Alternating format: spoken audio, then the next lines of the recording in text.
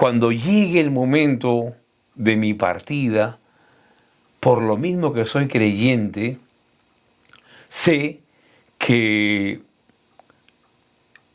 yo pudiera preguntarle a Dios: Señor, ya me voy, ya me toca, llegó mi hora.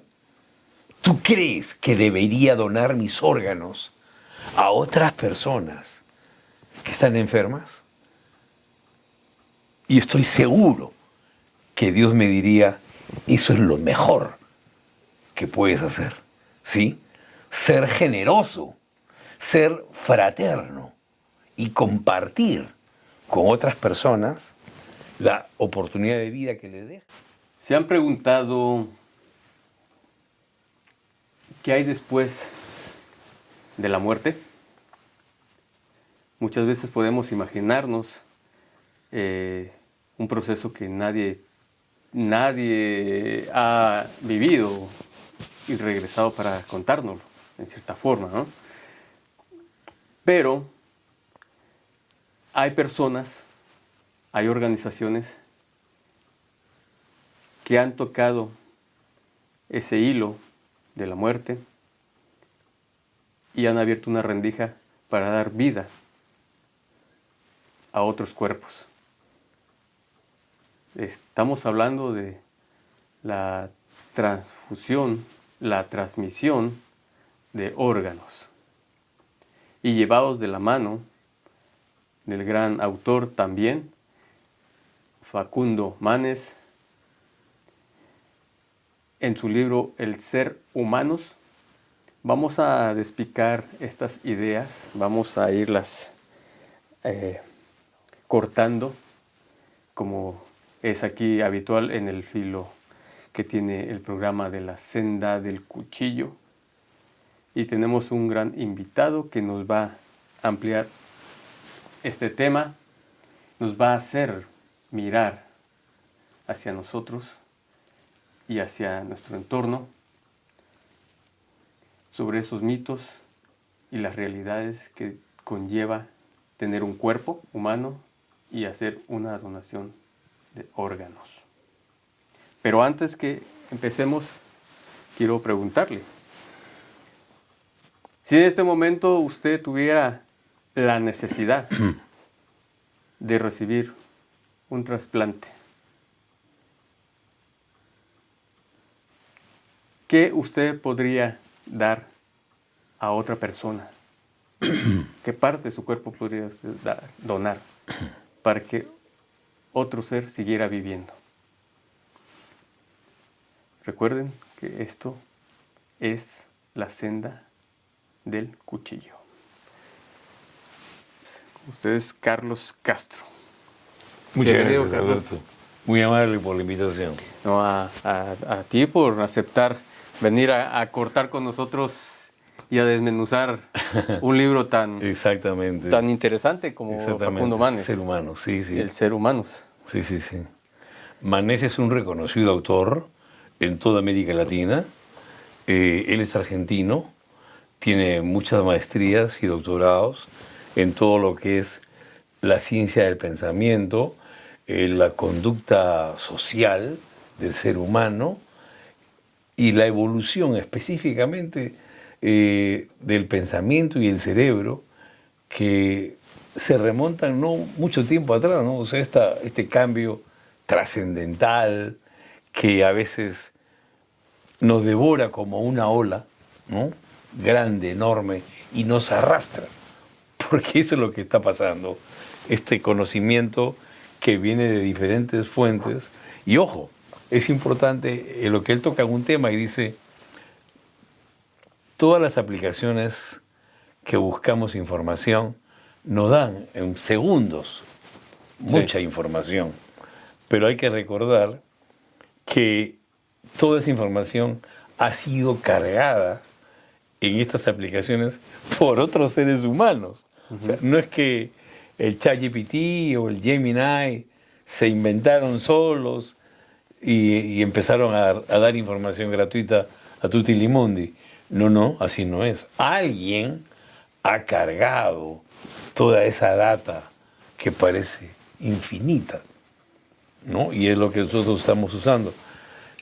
Por eso siempre considera Manés que es muy saludable, que es muy bueno, que es muy positivo, que el ser humano no pierda la capacidad de análisis. ¿Qué es, en tu concepto, qué es el ser humano? ¿Qué define a un humano? Eso es muy interesante, mira. Uno mira a un animal, quizás como dicen por ahí, el más inteligente animal, el elefante, dicen unos que tiene un cerebro y una memoria, ¿sí? Hay diferentes ídolos que se han utilizado en tiempos antiguos, ¿no?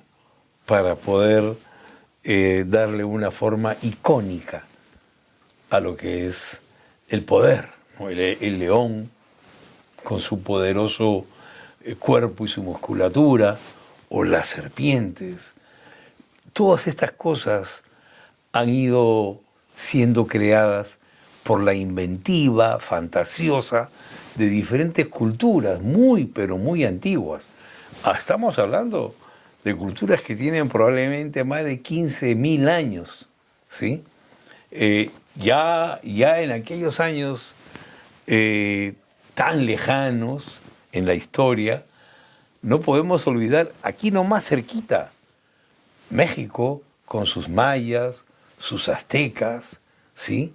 Perú con sus incas, que llegaban desde Ecuador hasta la Argentina, todos esos imperios interesantes que han usado muchísimo la mitología animal para descubrir o para poder presentar ciertas características que el hombre tiene, ¿no? Y decían, el hombre con un cerebro como el del elefante, increíblemente productivo y con una gran inteligencia. O los hombres cazadores con la fortaleza de un tigre o de un león, que tenían la rapidez y la capacidad de exterminar a otro animal para poder subsistir o mantener a las familias. Pero poco a poco vamos cayendo en la cuenta de que estos ejemplos corresponden a esa etapa de la historia, ¿verdad? No había otra cosa. Y la característica principal que define la diferencia de un ser humano con el animal es que el ser humano, aquí los que estamos presentes, podemos pensar, podemos racionalizar, podemos imaginarnos el futuro de diferentes formas. Hay varios futuros, dice Manés, ¿sí? Todo depende de tu estado anímico y de las circunstancias que te rodean en este momento. Hay diferentes futuros. Uno puede planificar algo bueno, puede planificar algo malo que quiera hacer, que quiera ejecutar. Entonces es el pensamiento y su capacidad de predicción lo que va marcando la diferencia en la especie humana versus el resto. Sí. Eso es principalmente el enfoque. Manés menciona que el ser humano no... O antes se definía tal vez como un ser del todo racional y que sentía emociones. Él lo cataloga al revés, que puede ser un ser emocional que tiene su razonamiento de acuerdo a las experiencias. Claro, es la cadena de la lógica, ¿no? Cómo te va llevando a que cada uno de nosotros, según las circunstancias en las que te han criado, el medio ambiente donde has vivido y crecido y desarrollado, va a tener un esquema de pensamiento diferente a uno que nació, no sé, en New York, por ejemplo, con ascensores y metros y aviones, y aquel que nació en un fundo, en una chacra, en una hacienda, ¿verdad? Sí. Son dos seres humanos digamos, iguales, pero con diferentes necesidades, con diferentes medioambientes, con diferentes costumbres sociales, con diferentes elementos y factores culturales, aunque sean los dos humanos. Y esto va generando esta cadena de acontecimientos, de sucesos, que la capacidad analítica de uno y de otro sean muy diferentes. Sí, sí. ¿Sí? El de acá tiene que pelear, salir a buscar comida. Y el de allá tiene que conseguir dinero para entrar a una tienda, a un restaurante a comer. Sí. ¿No? Los dos tienen hambre. Los dos imaginan cómo voy a quitarme el hambre de encima. Y uno prepara una lanza y sale y mata un jabalí, mata un cerdo y luego lo pone ahí al fuego. El otro no, el otro tiene que buscar trabajo. Tiene que limpiar, barrer, aprender a cocinar, comprar productos y alimentarse, ¿no? Entonces, este tipo de situaciones que es muy común, porque todos nosotros, los que estamos aquí, sin duda tenemos un 85 o un 90% de pensamiento lógico parecido. Venimos de países latinos, de sociedades tercermundistas, sin ofender a nadie, es la realidad, ¿sí? Y somos todos inmigrantes en un país que no es nuestro, donde ni siquiera hablamos el idioma, en términos así un poco no peyorativos, sino reales, ¿no? Con aquel que nació, pues, en sociedades mucho más elaboradas, los suecos, los nórdicos, los escandinavos, que tienen una forma diferente de aprender la vida, ¿no? Estamos acostumbrados nosotros a que colombianos y peruanos nos gusta la playa, nos gusta la fruta, nos gusta la rumba, y mucho de nuestra vida se enfoca en eso. Cuando en los otros países desarrolladísimos no tienen verano. A veces se tiran 9 meses de invierno, rodeados de nieve por donde quieran mirar. Su pensamiento es distinto, ¿no? Va desarrollando la gente latinoamericana, se va mezclando esas emociones alegres que se reflejan en la música, en el baile, en las pinturas de tantos buenos artistas latinoamericanos que han existido y que existen, ¿no? En el otro lado, los nórdicos, los suecos, los noruegos, los daneses, tienen su propio mundo, su mundo helado, su mundo frío, y se refleja más que nada en los libros que ellos escriben, ¿no? Siempre nostálgicos, siempre encierran esa especie de angustia, ¿no? De demasiada serenidad, Sí. control de emociones. Nosotros no. Nosotros las dejamos salir, Sí. las emociones. Nosotros somos más cálidos. Somos más cálidos, ¿no? El Entonces, espíritu más cálido. tú ves claramente, y lo volveremos a ver dentro de poquitas semanas, cuando Colombia, Perú, México mete un gol, todo el estadio salta. Ya parece que se cae el estadio, ¿sí? Nunca va a ser lo mismo cuando Suecia, Dinamarca mete un gol. La gente aplaude con cierta moderación, Sí. ¿no? Nadie va a saltar a quitarse la camisa. Eso no es parte de su esquema de pensamiento cultural. Esto me viene a la mente, como Manes dice en su libro, que el ser humano, el cerebro, es social. O sea, para existir, el ser humano tiene que socializar, porque si no, se desaparece. Pero, perdóname que te haga una pequeñísima interrupción. ¿No? Adelante. En uno de los capítulos más interesantes de Fernando Manés, él describe la peor tragedia del ser humano es la soledad. Sí. O sea, imagínate que tú abres la puerta de tu casa, sales a caminar, no vas a ver gente. Cruza la pista, el highway, no hay nadie. Una soledad extrema.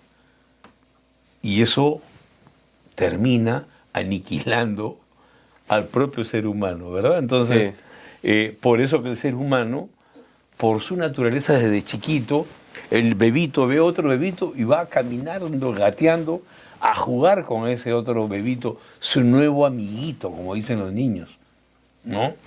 Y a lo largo de su vida va conociendo otros jóvenes, va conociendo otras personas adultas, hace reuniones, invitan, se arma la vida social. Hay quien toca algo, aunque sea con piedras y palos, y hay quien baila. Todo eso es parte de la socialización que el ser humano necesita. Y por eso con los años uno va entendiendo mejor, porque cuanto más años pasan, a veces inevitablemente los pensamientos abordan tu pensamiento, te van inundando de ciertas emociones. Y probablemente muchos piensen en algún momento del día, quizás no todos los días, pero en algún momento del día, ¿cómo va a ser cuando yo esté más viejo? Cuando yo no pueda caminar, subir escaleras, manejar mi auto, cuando quizás mis hijos me pongan en un centro de ancianos, con otros ahí que yo no conozco, que hablan inglés y que pueden reírse del partido de béisbol que jugaron ayer, que yo no entiendo el béisbol, ¿no? O del fútbol americano, y ellos conversan de eso, y yo no. ¿Cómo hago yo para hablar de mis equipos de Perú, mis equipos de Sudamérica? ¿Con quién lo hablo? ¿No? Entonces, eso, a pesar, fíjate, y la reflexión que hace Mateo Niro, el otro coautor, dice que esa es la soledad en compañía. Interesante. Estoy rodeado de gente, mucha gente como yo, no hablamos el mismo idioma, no comemos la misma comida, no tenemos las mismas tradiciones, la misma cultura, ni la misma historia. Y acá estamos, ¿no? Entonces, hay que desarrollar a veces capacidades especiales para poder comunicarnos, contactarnos, que nos veamos adaptados en ese grupo y seguir vivos. Porque esa es lo que llaman la triste soledad de estar acompañado. ¿Acompañado de quién? Acompañado de gente que nunca has visto, que no conoces, ¿sí? Sí. Y uno se pone a pensar, y es verdad, eso es completamente cierto. Yo hablo con algunos amigos y en algún momento de reflexión la pregunta cae por sí sola. ¿A qué es lo que más temes cuando llegues a los 75 o 80 o 85 años? Ya no tengas el físico, la capacidad biológica de moverte solo y dependas, que es la otra crisis, la soledad y la dependencia. No puedo bajar las escaleras, tengo que llamar a alguien que me ayude a subirlas, que me lleve al baño, ¿sí? Que me sirva la comida o que me dé de comer en la boca. Sí. Es donde el ser humano, con toda naturalidad, entra en una fase crítica muy, muy difícil. Yo que subía corriendo, abría la cocina, me servía, iba al baño, me bañaba, iba a la playa a hacer mis compras, me iba al cine cuando me daba la gana. Ahora no, ahora eso se terminó. Ahora entro en la parte de la última dependencia. Porque la primera dependencia es cuando somos bebitos, ¿verdad? Sí. Si mamá no me da de comer, me muero, ¿sí? Igual pasa cuando eres joven, no trabajas, no produces, depende del ingreso de la familia, tienes tus restricciones. Y seguimos hablando de la dependencia del ser humano a lo largo de la vida. Hay una parte, obviamente, en que el ser humano cambia un poco en esa fase para convertirse en el proveedor del hogar, ¿no? O sea, no sé, creo que podríamos decir que va entre los 20 a los 50 años, ¿no? Esos 30 y Sí. tantos años de vida en la parte central, donde uno trabaja, uno tiene labores de cualquier tipo, ya sea en el campo, en la ciudad, en la industria, y esa fase te hace ser el proveedor, donde tienes tu pareja, donde tienes tus hijos, tus nietos, y vas dándole forma a una familia, ¿sí? Muchas veces, sin querer queriendo, uno va dándole la forma de la familia de donde uno viene, ¿no? Sí. Cada uno quiere Extender. sutilmente extender, ¿no?, ese estilo de vida.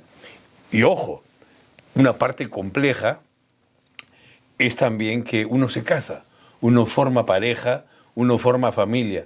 Y esa mujer con la que te estás casando, en el caso de los hombres decimos, también viene de otra familia, con su estilo, sus costumbres, aunque sea del mismo pueblo. Aún así, esa persona que antes en tu vida la has conocido y que ahora vas a dormir con ella y vas a tener hijitos y mascotas. Entonces, tiene una forma de ver diferente. Desde la comida, quizás el caso más común que a veces ocurre es cuando uno dice, oye, a este almuerzo está rico, pero le faltó esto, le faltó la sal, le faltó cebolla. Le falta chile. Como así, porque así lo hacía mi madre, ¿no? Entonces la mujer te mira como diciendo, tu madre, Sí. anda chinga, ¿no? A tu madre, porque somos un poco torpes. Y tenemos que entender que esta señora me está cocinando con su mejor buena voluntad, porque ella es el 50% de mi familia. Ella es la otra parte. No la parte en disputa, sino la parte complementaria. Sí.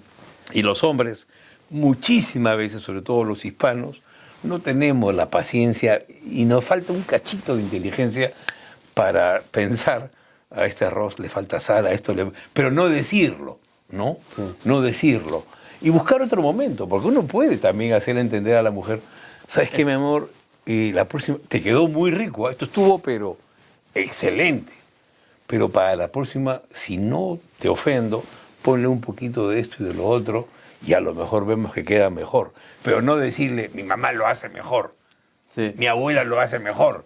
Eso es Es, peyorativo, es un insulto desagradable. es ¿no? lo que... Le mata la buena intención de que te siga cocinando. Es lo que dice, habla Manes en la neuroplasticidad. Claro, sí, de que el cerebro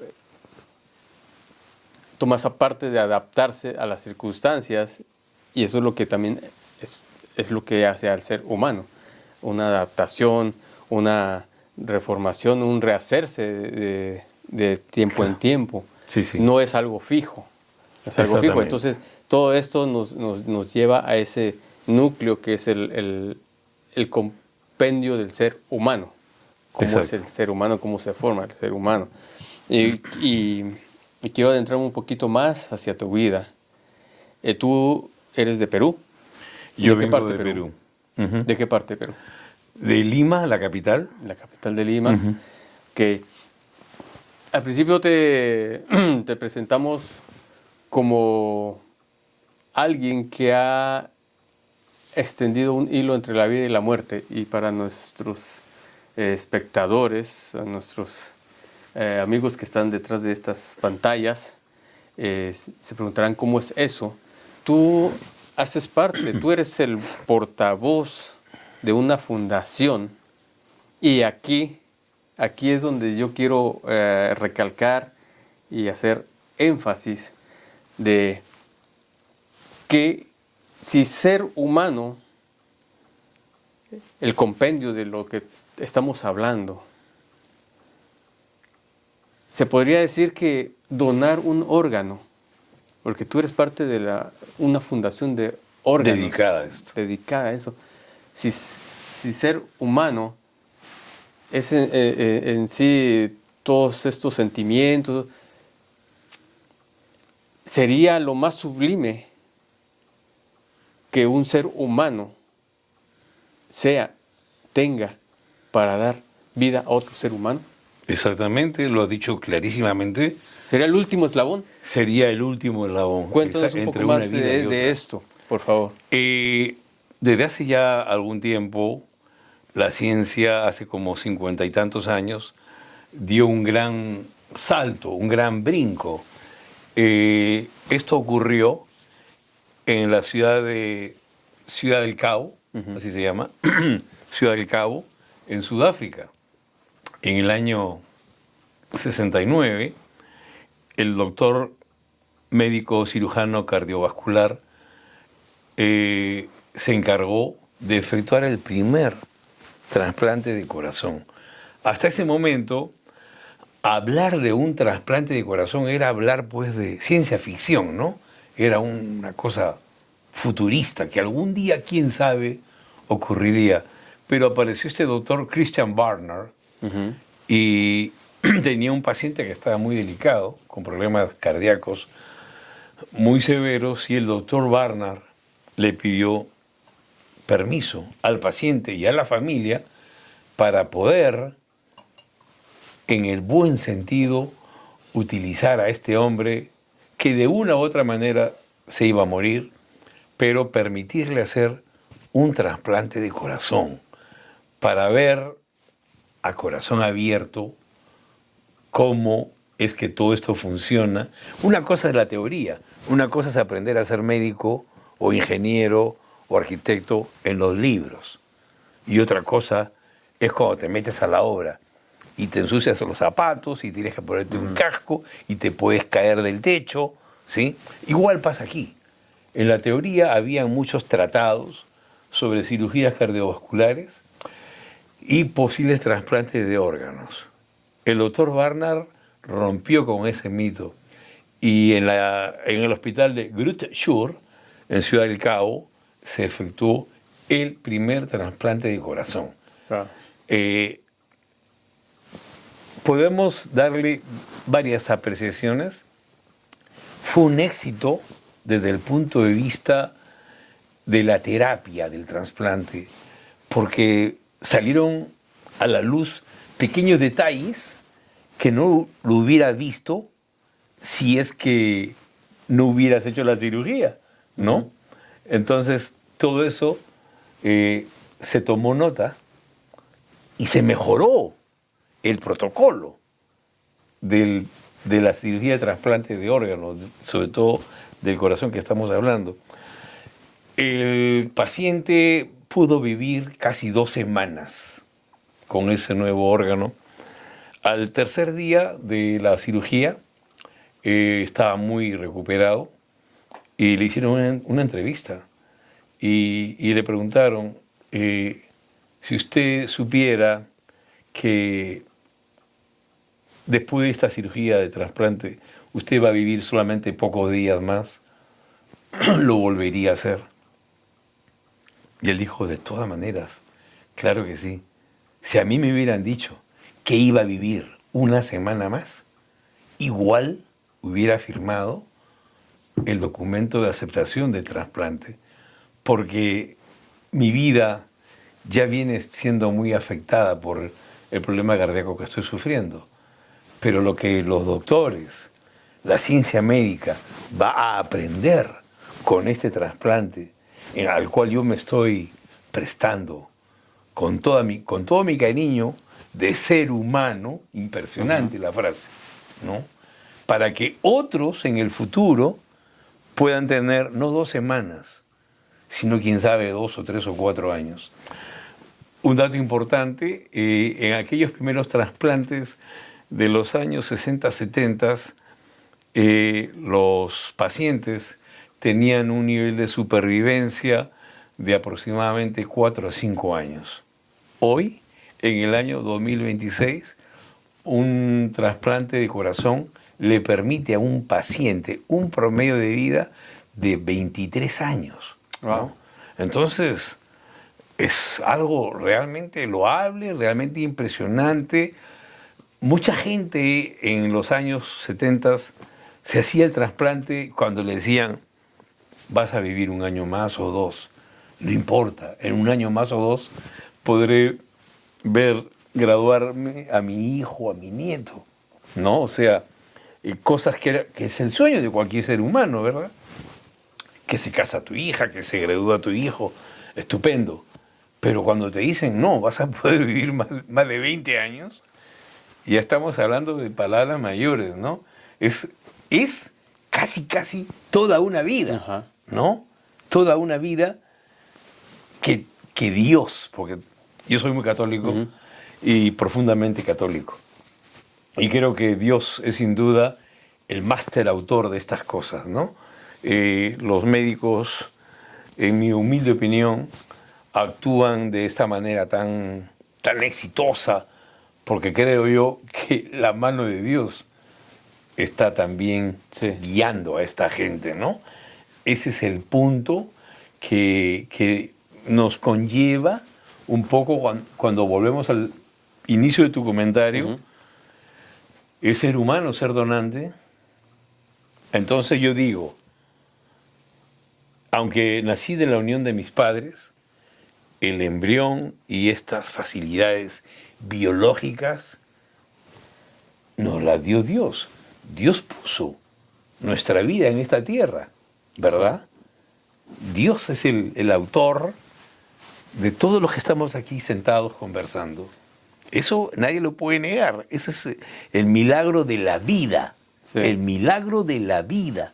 Un hombre y una mujer se juntan y en 9 meses vas a tener un chiquillo que llora, que grita, ¿no? Esa es una maravilla. Y ahí voy para varias preguntas que me hacen. Sí. Y entonces, cuando llegue el momento de mi partida, por lo mismo que soy creyente, sé que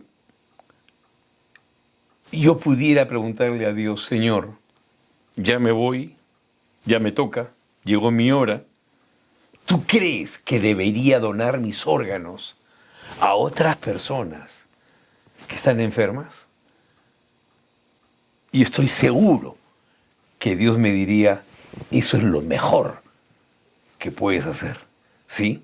Ser generoso, ser fraterno y compartir con otras personas la oportunidad de vida que les dejas. Porque, brevemente, a veces cuando hablamos de un trasplante así en forma genérica, tenemos la tendencia natural a creer que un trasplante es un corazón, pero no es así. Una persona que muere y está en condiciones adecuadas puede trasplantar, donar un corazón, 2 riñones, 2 pulmones, un hígado, un páncreas, un intestino, 8 órganos vitales. O sea, no es que estoy salvando una vida al irme, estoy salvando 8 vidas, 8 personas que sufren de diferentes males, tendrán la oportunidad de vivir un largo tiempo, de ver sueños realizados. Y eso es ser humano. Carlos, todo esto es muy interesante y aquí tú nos vas a desmitificar muchas cosas sobre la donación de órganos y ahorita entro en ese tema. Pero ya que estás hablando de esa extensión divina, ¿crees que la persona que está haciendo una donación siga su vida en la de otra persona? ¿Cuál es tu experiencia? Dime, ese por es favor. Un tema muy interesante. Dime. Que se ha conversado en diferentes foros. ¿Qué tú crees? ¿No? Y más allá, digamos, de lo que yo humildemente pueda pensar, han habido pacientes, ahí voy, han habido pacientes que han recibido un trasplante de órgano y de una forma inexplicable han empezado a tener conductas no pensadas, naturales, espontáneas, que la familia más cercana dice, oye, mamá, papá, antes no actuaba de esta manera, tenía otras conductas, ¿no? Ahora tiene estas. No digo que ni buenas ni malas, ni mejores ni peores, simplemente diferentes. Y cuando se han hecho los estudios sobre el tema, se ha podido establecer que sí, que hay algunas situaciones de trasplantes que se van con el órgano y se van con algunas condiciones del donante. El cuerpo tiene memoria. Dicen que el corazón tiene memoria y el corazón es el elemento que más repetitivo es en esta experiencia, ¿no? Oh, wow. ¿Has seguido la trayectoria digámoslo así, la trayectoria de algún órgano? Y se han hecho estudios que se siguen manteniendo registros, ¿no? De personas que han experimentado y lo dicen, ¿no? Oye, no sé por qué, por ejemplo, desde que me recuperé de mi trasplante, como más con la mano izquierda, ¿no? O leo periódicos que antes no leía. Zurdo nunca he sido. Entonces, la explicación, yo diría, sinceramente, es completamente metafísica. No hay forma de que se pueda por ahora, digo, ¿no? Quizás en el futuro. Pero es que eso va dentro del humano. Va dentro de lo humano, claro. No querer ser asertivo, porque esta parte es vivencial y es parte del ser humano. Sí. Entonces esto es algo muy interesante y ha habido personas que conscientes llegan y hacen una donación, o sea, sin necesidad de que haya sido una persona que ya esté en sus últimos días. Nosotros tenemos diferentes opciones para que la gente, sin estar enferma, sin estar al borde de la muerte, simplemente estando al borde de ser humano, pueda registrarse como un donante potencial de órganos. Entonces la gente puede ir a internet. Pues, hay un link. ¿Puedes darnos información de Sí, claro la que sí. organización? Es www.donevidageorgia.com. Okay. Donevida Georgia es el elemento central del algoritmo, ¿no? www.donevidageorgia.com. Y lo digo en español porque estamos con una audiencia que habla español. Ya, ¿no? todos tienen ahí la sí, en su lapicero lo pueden. Sí. Esa es una opción. Tú vas a la computadora, abres esa página, no tienes que ser residente, ciudadano, ni nada. Tienes que ser humano, ¿no? De eso se trata. Pones tu nombre, pones tu edad, pones probablemente alguna dirección y tu número de documento de tu país. O sea, si tienes de México tu DNI, ¿no? Cualquiera de esos documentos que puedan probar que tú eres el mismo que se está registrando, ¿no? O sea, yo no voy a ir a sentarme y voy a poner Alberto y yo te registro sin que tú te enteres, ¿no? Sí, claro. Tiene que haber este tipo de verificaciones.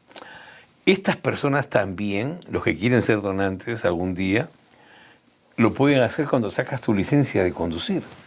En la licencia hay un espacio abajo que dice Organ Donor y hay un check y un corazón. ¿No? A lo mejor lo han visto, en sus licencias está eso. Oh, bueno, sí, claro. La licencia, sí. A lo mejor lo han visto si es que han decidido ser donantes cuando les han preguntado. Porque cuando tú vas a sacar tu licencia o a renovarla, se entiende que la persona, el empleado del departamento de tránsito, te va a preguntar, señor, ¿usted quiere seguir siendo donante? Porque ya vio que tienes el corazón ahí. o si no lo vio y quisiera usted que le agregue como donante. Y bueno, pues ahí la gente también decide sí o no. Y la otra forma es que nosotros, en diversos eventos, foros, festivales que organizamos o en los que participamos de cuando en vez, tenemos también unas fichas de cartón, donde la gente manualmente escribe su nombre, su dirección, sus datos, su documento y se registra. Estas son las tres maneras que alguien que está en plena facultades y con salud puede registrarse. ¿Qué pasa?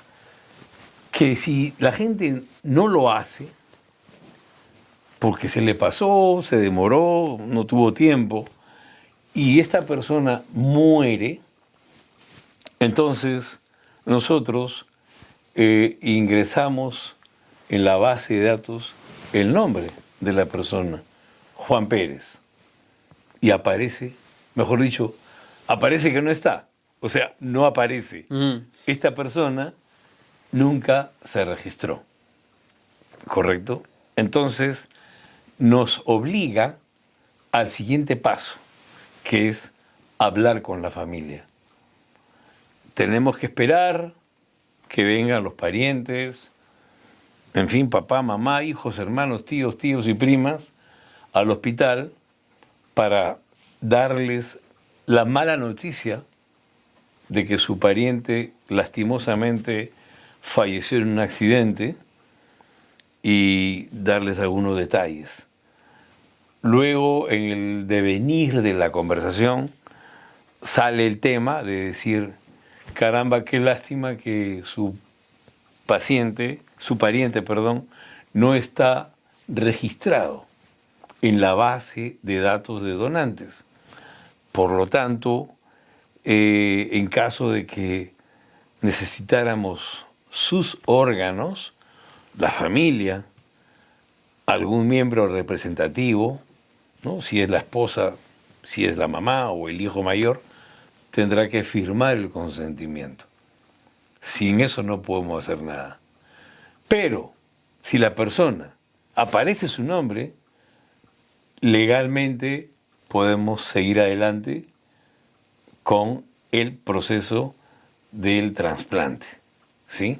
Sí. Para esto tenemos una base de datos de todas las personas que están esperando un órgano, cualquier órgano que sea, ¿no? Tenemos esa base de datos. Y esa base de datos tiene una información muy específica de este paciente, su tipo de sangre, su ADN, varios factores biométricos, su genoma, todo eso está ahí registrado. Cuando hay un paciente, un donante potencial, digo potencial porque no sabremos hasta que la familia consienta o lo encontremos en la base de datos. Hay una persona que pudiera ser un buen donante y a esa persona también se le pincha en el cuerpo, ya está fallecido obviamente, ¿no? Y con un poquito de sangre, de plasma, en el laboratorio que tenemos, van a salir todos sus indicadores. Y con un clic, donde la tecnología ayuda, va a decir, para este donante hay estos 100 posibles recipientes de órgano, ¿correcto? Entonces, ya luego ahí viene el otro tema, que es, tenemos 100 que calzan, que hacen match. Eso en el argot médico dice compatibilidad. Se establece el grado o nivel de compatibilidad. Estas personas vienen del mismo origen étnico, tienen el mismo tipo de sangre, pero no es uno, son varios. Ahora hay que ver individualmente de estos varios que esperan en los órganos cuáles son los que están en situación más grave. que necesitan más pronto el trasplante, ¿sí? Sí.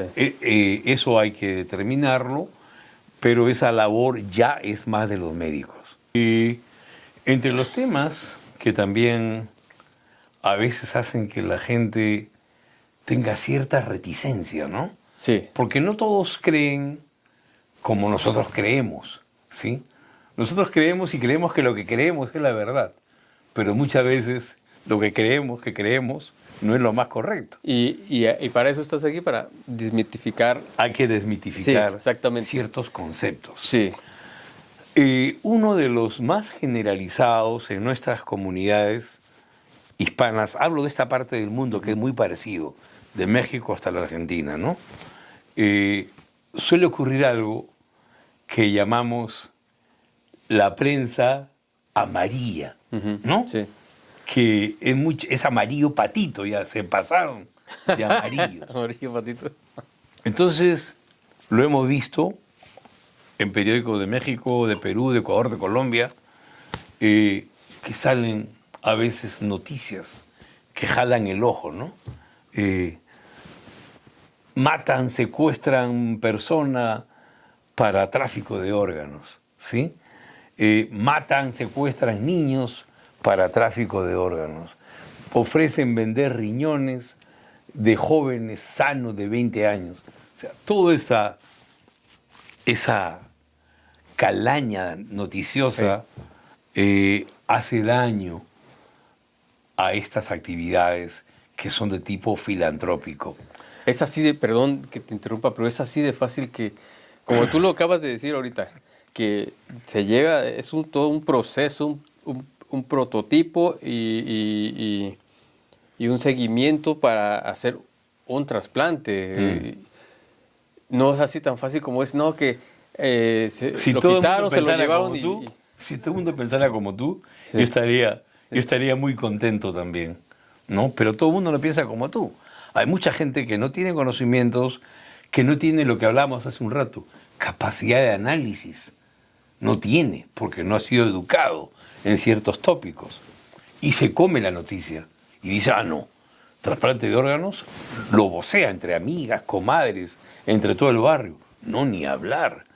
¿No? Más bien cuida a tu hijo, a tu hija que están jóvenes, no lo vayan a secuestrar, a robar. Y luego salió, creo que fue en Guanajuato hace ya unos añitos, corría la noticia, increíble, de que había un camión frigorífico de una compañía que hacía yogurts y helados. Y que ese camión era manejado por un par de delincuentes. Entonces paseaban por el pueblito y donde veían un muchacho joven, atlético, o una chica joven, lo mataban y metían el cadáver en la parte de atrás como res. como res, donde estaban ahí Sí. los helados, los yogures, el hielo seco, ¿no? Y así iban matando varios y los iban metiendo ahí atrás y luego iban a hacer el tráfico de órganos. Quiero contar una cosa a todos nuestros oyentes. Los órganos son elementos súper sensibles que hacen que nuestro cuerpo funcione correctamente. Alguna vez fallan los órganos y se produce la necesidad de un trasplante. Y un trasplante necesita un donante. Es el origen, ¿no? El donante, su deseo de estar registrado o la aprobación de la familia, encontrar el paciente que haga match, que tenga compatibilidad y luego hacer la cirugía. Yo mencioné que a veces cuando uno no se ha registrado como donante, hablamos con la familia, hablamos con los más cercanos. No vamos a hablar con toda la familia porque entonces sería un poco redundante. Pero basta con que tenga madre, padre, esposa o hijo, se puede hablar con ellos. A veces ocurre que hay inmigrantes que no tienen ni eso acá, viven solos. Tenemos que llamar a su país de origen, dar la mala noticia y grabar la llamada para que la tía, la mamá, la abuela diga, sí, aceptamos donar los órganos de nuestro pariente fulano de tal. Sí. Pero a veces transcurren 3, 4 días mientras se establece la comunicación, mientras se determina quién va a ser el recipiente más adecuado, más suitable, que hace mejor compatibilidad. Y tenemos que tener un cuidado extremo, porque los órganos fácilmente se deterioran.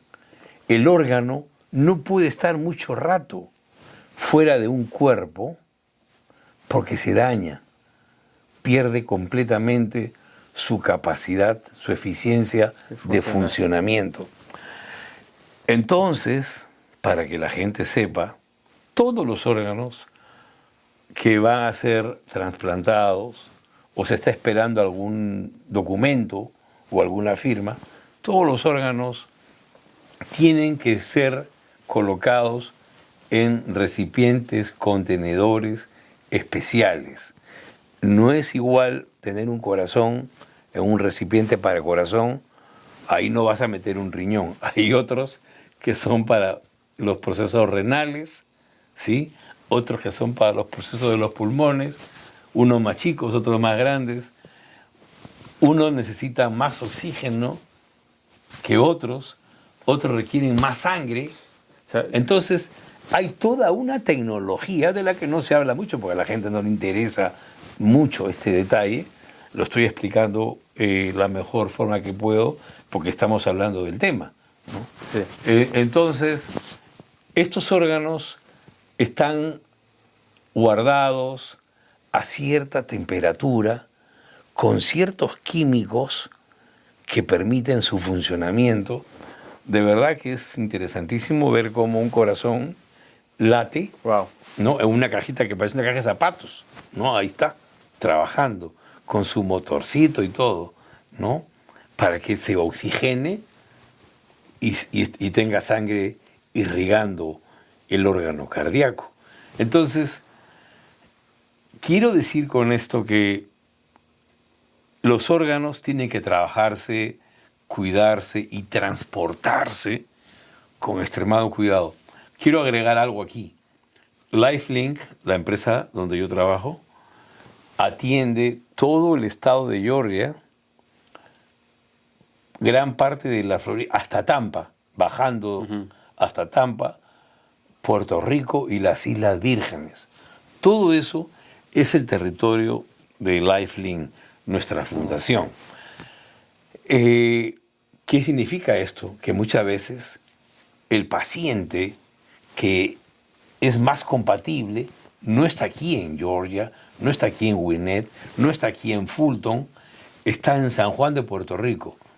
Entonces tenemos un acuerdo desde hace muchos años con esta compañía de transportes que se llama DHL, ¿no? Los aviones amarillos. Y ya sea la distancia o la ciudad a la que se va, los órganos se llevan en helicóptero o en el jet chico, para que llegue lo más pronto posible. Y ya en el aeropuerto de destino hay un equipo de técnicos médicos esperando ese órgano que ya se va a llevar al hospital o a la sala de cirugías, que ya está coordinado, ¿no? Te dicen al hospital de allá, de San Juan, va a llegar a las 2:30. Ya desde las 10 de la mañana, la sala de cirugías está lista esperando que llegue el órgano. El paciente ya está afeitadito, lavadito, esperando que venga su órgano, ¿no? Entonces, después de este análisis de cómo son las cosas, es lógicamente imposible entender que haya tráfico de órganos. ¿Qué hace con esos cuerpos supuestamente que ha matado y robado? ¿Qué médico en una zona rural de nuestros países, qué cirujano puede hacer un trasplante cuando acá se usan equipos hipersensibles de primera generación o de última de generación para poder hacer los cortes de nervios, vasos, de una manera milimétrica, ¿no? Entonces, un carnicero en nuestros países no va a cortar, ¿no? Y esto es en un laboratorio, o sea, Claro. yo no me imagino algo ambulante ahí, o sea, ¿cómo? ¿Cómo va a ser posible, no? Sí, sí, Falta sí. que un heladero, un carretillero, como le dicen en México, Sí, los que venden paletas, los ¿no? paleteros. Ahí lleve un corazón en una bolsa de Kroger, ¿no? Sí, Así no funciona. Se daña todo eso. Y lo otro, que es muy importante, los médicos que hacen trasplantes aquí son médicos que tienen una calificación especial para trasplantes. No es cualquier médico cirujano, no, no. El de trasplantes tiene un rango diferente. Hay que hacerlos en sitios especiales como la sala de cirugía, que son para trasplante de órganos. Entonces, cuando hablan de que andan matando gente para vender órganos, yo sinceramente no sé si llorar o reírme, ya. ¿no? Porque es un absurdo Sí. imperdonable Oye, pensar de esa manera.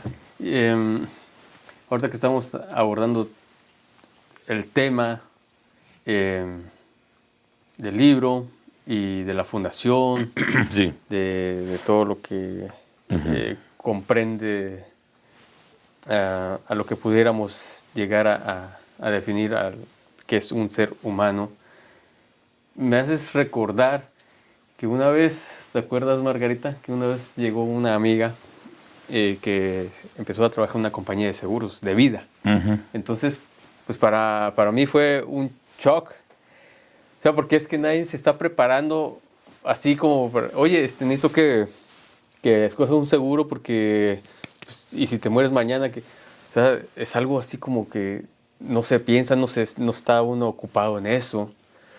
Ahora llegas tú con una donación de órganos a alguien que está respirando, digamos, de esa forma, sin pensar en que puede pasarle algo mañana también. Claro. Entonces también como que es un shock. Pero aquí, permíteme, Sí. pero aquí vamos a lo que dice Manes, que la empatía en el ser humano, y no puede vivir sin eso. Sí. Porque Sí, con sí. eso es que se socializa, Sí, con sí, eso sí, se sí. hacen los grupos, con eso, Claro. con eso se hace todo. Esa es la estructura central de lo que es el grupo de la comunidad, ¿no? Exactamente. ¿Tú La, cómo? la empatía, ¿no? O sea, la capacidad que yo tengo Ajá. de entenderte, lo más que yo pueda entenderte, ¿ok? O sea, tu problema no me es ajeno. Tu problema no me es ajeno. Tu problema abre mi mente. Tu problema me hace pensar. El pensamiento me hace actuar. Mi actuación hace que yo te pueda ayudar, ¿sí? Si tú cortas esas etapas, es como pasa muy frecuentemente, de una manera lamentable. Oye, me encontré con Alberto, tiene un problema así, así, así, y otro me diga, ¿y a mí qué importa? Sí, exactamente, exactamente. O sea, ¿Cómo que te importa? Yo tenía hace muchos años, cuando practicaba artes marciales en Perú, había un profesor chino, muy buena persona. Como buen chino, después de entrenar en los gimnasios de artes marciales, nos íbamos a comer a un sitio en el barrio chino. Comida china muy rica. Pero en estos barrios y en estos restaurantes, así como decíamos, de mala muerte, nunca falta un borracho. Siempre hay un borracho, o dos o más, ¿no? Que molestan a la mesera, Sí, molestan sí. a alguien. Y yo la primera vez que recuerdo es que había un grupo de gente ahí bebiendo y haciendo un poco de desorden. Y él se paró y caminó hacia la mesa y agarró a uno nomás, al más grande y al que más gritaba, ¿no? Lo agarró por aquí, que lo hizo arrodillarse y le dijo, quiero que te vayas o tendré que sacarte a mi manera. Entonces, ninguno abrió la boca, todos se pararon y se fueron. Y luego, cuando volvió a la mesa el maestro, le decíamos, maestro, ¿esto era necesario que usted hiciera? ¿No? O sea, no digo que esté mal, digo, era necesario. Y el tipo decía con una tranquilidad, ¿sabes? Uno de los fundamentos de las artes marciales, del Kung Fu, es los problemas de los humanos son problemas de mis hermanos, ¿no? Y si yo veo que alguien maltrata a otro más débil o a una mujer, entonces tendré que salir por ser humano en defensa, ¿no? Claro. Del más susceptible. Y te quedas, son comentarios muy cortitos de una noche de arroz chaufa, Sí. pero que te quedan grabados para siempre, ¿no? Entonces es muy difícil que alguien que ha estado en estas clases ver que alguien abusa de otro y no participar, como pasa en el mundo, ¿no? O sea, la gente mira que están golpeando a una dama o a un niño o a otra persona, miras para el otro lado, ¿no? Y sigues tu camino. Son muy pocos los que dicen, hey, stop, ¿qué pasó aquí? Por lo menos interrumpir ya es algo bueno, ¿no? Que permite que otro pueda escaparse, ¿no? El más débil. Sí. Pero eso es así. Nunca voy a olvidar eso. Los problemas de los humanos son problemas de mis hermanos. Aunque no te conozca, aunque no sepa ni tu nombre, pero veo que te están golpeando, te están agrediendo, yo no voy a permanecer con los brazos cruzados viendo la película de cómo te pegan, ¿no? Entonces, estas son las cosas interesantes. Yo creo que, bueno, Manes lo refleja ahí en su libro, lo resalta, que en los estudios de neuroplasticidad, él define que el cerebro puede cambiar de acciones, de pensamientos tal vez. El funcionamiento. Sí, en la forma de, no de razonar, sino de ser de la persona. Puede hacer un cambio hasta en el último momento de su vida. Porque a veces tenemos esa idea de que, bueno, ya es una persona vieja, ya no lo haces cambiar. Pero sí, clásico, sí, pero a mí me ha tocado ver también personas que en sus últimos momentos cambian algo. Cambian. Entonces, volviendo a la empatía, esa parte de empatía en algunas cosas, también las personas en el último momento de su vida pueden llegar a sentirlo. Sí. Por alguna razón. Sí. Yo creo, y esto se ve con cierta frecuencia en los hospitales, en el ambiente, gente que siempre se ha equivocadamente jactado de no creer en Dios. Yo no creo en Dios. Esas son tonterías que te inventas, me dicen a mí, ¿no? No crees en Dios. Está bien. No te puedo hacer cambiar de ninguna manera. Me da pena que no creas en Dios, pero cuando esa gente ha llegado a un extremo de un accidente, a poner la vida en riesgo, ¿cómo cambian? ¿Cómo creen en Dios? Hay un ejemplo muy palpable. La Asociación de Aeronáutica Civil de este país graba, tiene la caja negra, ¿no? La famosa caja negra. Sí. Y esa caja negra graba todo. Y siempre hacía, con mayúsculas, always, siempre, cuando un avión se va a estrellar y el piloto y el copiloto ya tienen el cerro encima, el piso ahí, la selva, todos dicen, Dios mío, ayúdame. ¿Sí? Cabrón, ahí sí te acordaste de Dios. ¿Sí? Cuando ves que ya te vas a reventar el hocico, Dios mío, ayúdame. Y todos en todos los idiomas. Ahí está. Qué más demostración de que aunque uno sea un cabrón que diga no creer en Dios, en el fondo tu sentir, tu cerebro, sabe Sí. que existe, ¿no? Aunque lo hayas negado siempre. Esa es una prueba excelente, ¿no? Cuando escuchan esas grabaciones, ¿no?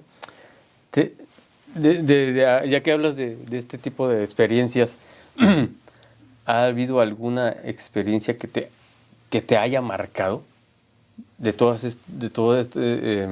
tu trayectoria? Que tengas tan presente todo.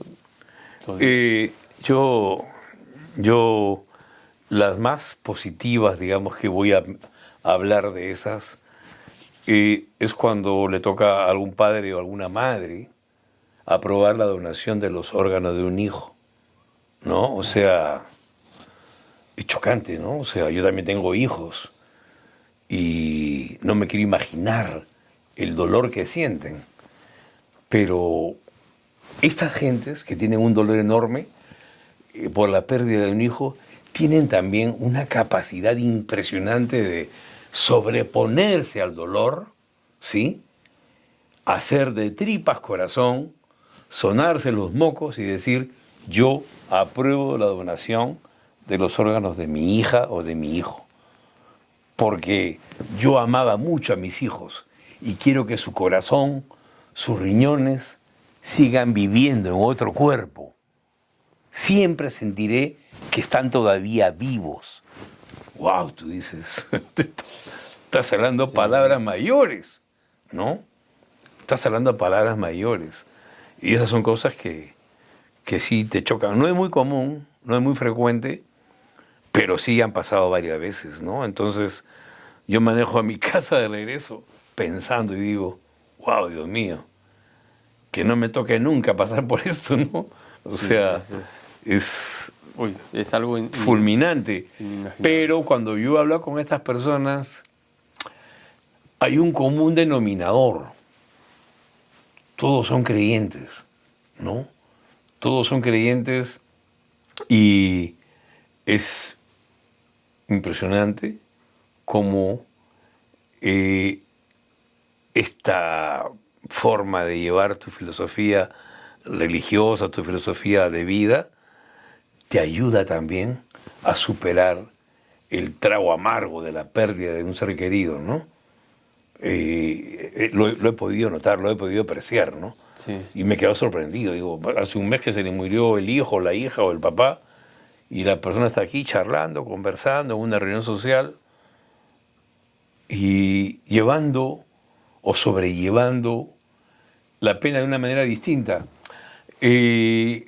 Había una experiencia, ¿no? De un hijo que muere y la mamá llora todos los días, todos los días, todos los días.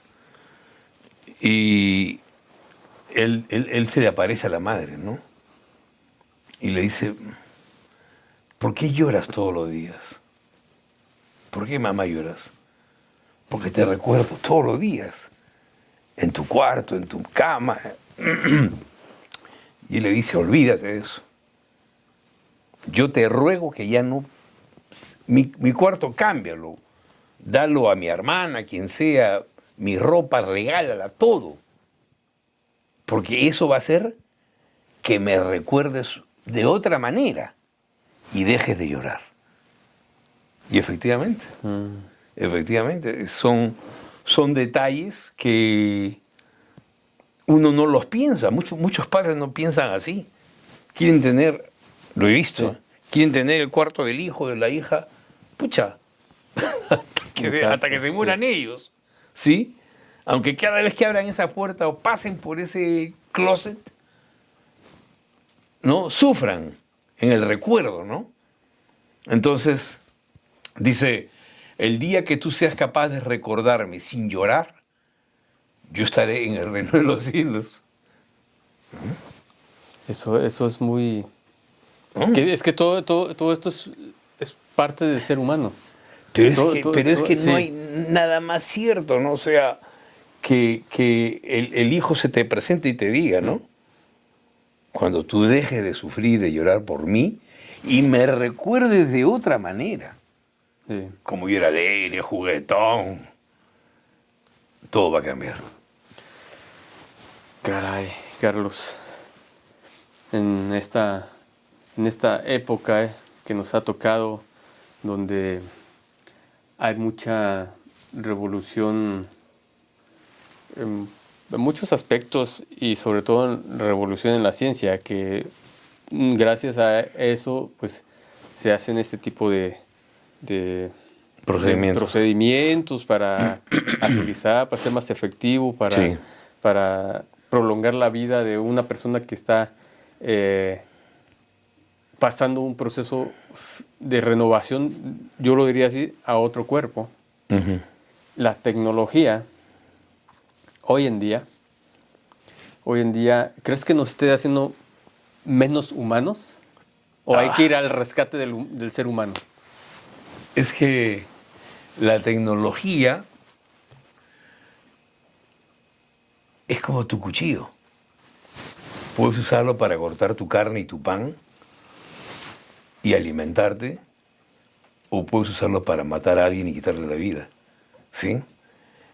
Siempre, yo lo repito, la tecnología no es ni mala ni buena. Es simplemente quién la use y cómo y para qué. ¿Sí? Sí. La misma arma que una persona usa para cazar y comer es la misma arma como la que puede matar al vecino. Exactamente igual. Simplemente tu pensamiento lógico te va a dar la pauta de cómo debes usarla, ¿no? ¿Cómo debes usarla? ¿De qué manera es la tecnología? Porque sí es cierto, la tecnología en el tema de los trasplantes de órganos ha evolucionado brutalmente, ¿no? O sea, de una manera impresionante, y eso ayuda a que las cirugías sean mejor hechas, el procedimiento tenga un mejor nivel de eficiencia y el paciente se recupere para una larga vida.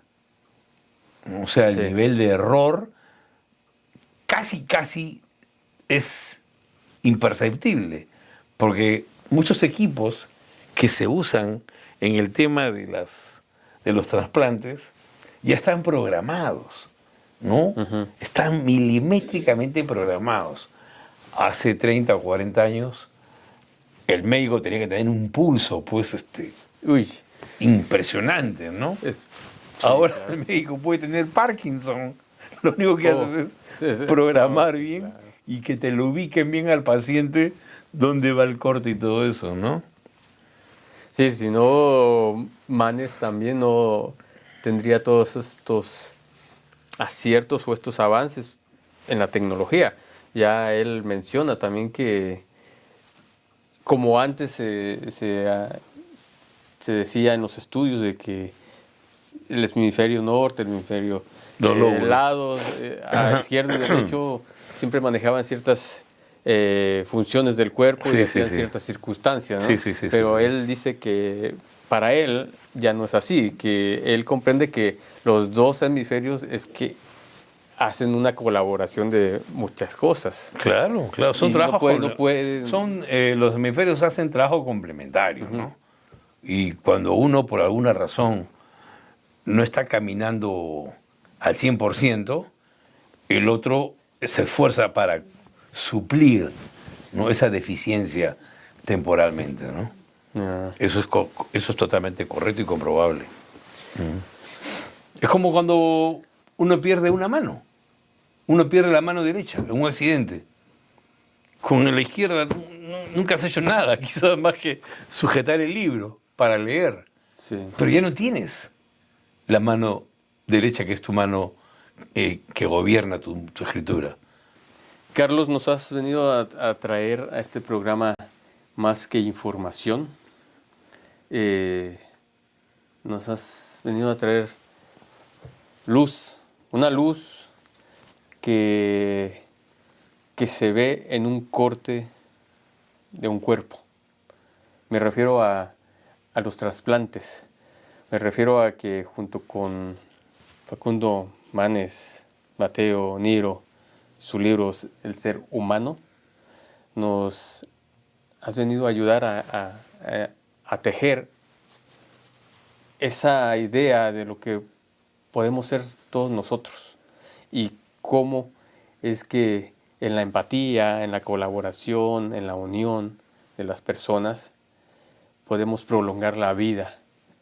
Tal vez no respirándola ya, pero sí en la memoria de los órganos en otro cuerpo. Regálanos, por favor, un poco de tu humanidad en un mensaje para las personas cortito y sustancioso, por favor. En primer lugar, yo quiero agradecerte por la gentileza que has tenido de invitarme a tu programa para poder en un poco ayudar a la gente que nos escucha a entender mejor ciertos procesos que deben manejarse con un lenguaje claro, con un lenguaje entendible, pero sobre todo con un lenguaje sincero. Que estas recomendaciones no tienen caracteres monetarios ni intereses mezquinos, no. Esto es ayudar a vivir a los seres humanos. Mi humilde conocimiento aquí vertido seguramente que podrá estimular en muchos oyentes la curiosidad por la vida y las cosas que están más allá de lo que llamamos la muerte. Eso es muy interesante. Pero hay una conclusión final que quiero dar.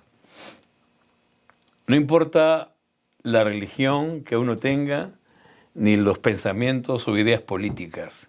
Lo que debe primar es siempre el respeto, el amor, la capacidad de ayudar, que es lo más lindo, porque yo creo que más se beneficia y más se alegra el que ayuda, sí, claro, que el que recibe la ayuda. Eso es lo que nos hace grandes como seres humanos. Carlos, muchas gracias. Un placer, Alberto. Un honor estar aquí. Acompañarnos en tu programa La Senda del Cuchillo. Y ustedes, amigos, por favor, sigan a Carlos en su programa. Vamos a poner los links de la institución y les dejo una pregunta y una invitación. Recuerden que estamos viviendo estos momentos tan agradables, pero nunca nos ponemos a pensar qué podemos hacer con nuestra vida después de que la disfrutamos. ¿Podemos extenderla en otro cuerpo? ¿Podemos ayudar a alguien más a que siga sintiendo por nosotros de igual forma? No se despeguen de la pantalla, por favor. Carlos nos tiene una sorpresa en unos minutos. Recuerden seguirnos en Spotify, La Senda del Cuchillo, y en YouTube, La Senda del Cuchillo. Muchas gracias. Recuerden que aquí hay libros que acarician, pero aquí nosotros tenemos los que cortan. Esto fue La Senda del Cuchillo. Hola, mi nombre es Carlos Castro y trabajo en la Fundación LifeLink de Georgia. Mi posición es especialista en educación sobre temas de donaciones y trasplante de órganos. Hace más de 20 años que dedico mi vida a llevar el conocimiento a la comunidad hispana, específicamente aquí en el estado de Georgia. La comunidad hispana es una comunidad que crece cada día, pero también tiene muchas necesidades que hay que suplir, entre ellas la educación de ciertos tópicos, de ciertos temas que son importantes en nuestras vidas. Hace más o menos 25 años empezamos a desarrollar en LifeLink el Departamento de Educación Pública sobre donaciones y trasplantes en español. De allí que muchas veces me podrán ver quizás movilizándome en ciudades como Dalton, como Gainesville, como Macon, donde hay grupos hispanos numerosos. Nuestra misión no se cumple exactamente tocando puerta por puerta.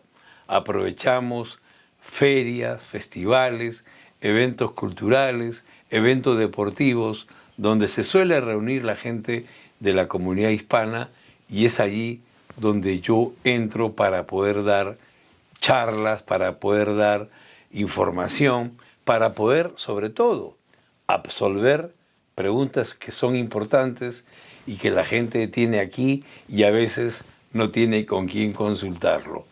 Nosotros trabajamos a lo largo y ancho del estado de Georgia con iglesias de diferentes denominaciones también, con las ligas de soccer, nuestro fútbol latinoamericano, donde se reúne la gente para pasar un momento de adoración con la iglesia o un momento de entretenimiento con los deportes.